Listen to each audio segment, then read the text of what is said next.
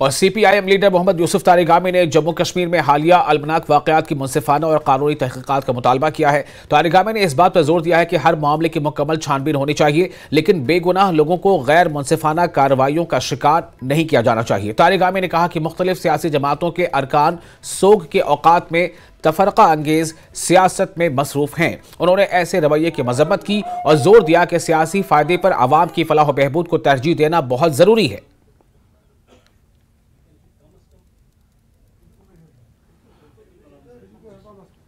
देखा होगा 4 बच्चियां हैं, मासूम बच्चियां,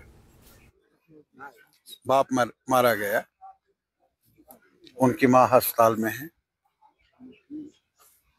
क्या जवाब देंगे हम?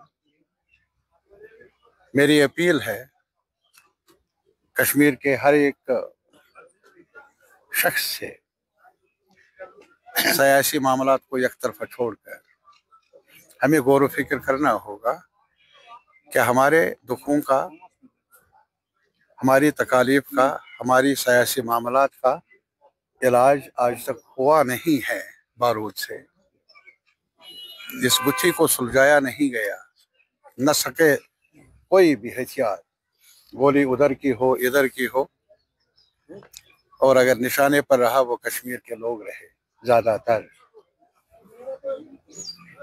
कोई खानदान बचा नहीं मेरे ख्याल में जो तकलीफ से न गुजरा हो, जिसको तकलीफ का सामना न करना पड़े।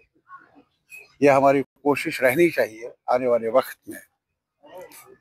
और इसी वजह से जो कुछ आज यहाँ हुआ, मैंने देखा, आप सब ने मुशाहिदा किया, दर्दनाक भी है और शर्मनाक भी है। तहकीकात होनी चाहिए, जो मुजरिम हैं उनका पता लगाना ज़रूरी है ताकि इंसाफ मिले इस खानदान को। हमारी ये कोशिश रहनी चाहिए सबकी। मैं सियासी पार्टियों से भी अपील कर लूँगा कि हमारे मामलात हैं, सियासी गुथिया है, नाराज़गी है, हल तलब मसाइल हैं, उनका हल निकालने के लिए हमने आवाज़ उठाना है। लेकिन साथ ही साथ जो ये बारूद का मसला है, मेरे ख्याल में हमारे मिजाज को रास आया नहीं, कर बर्बाद हो गए।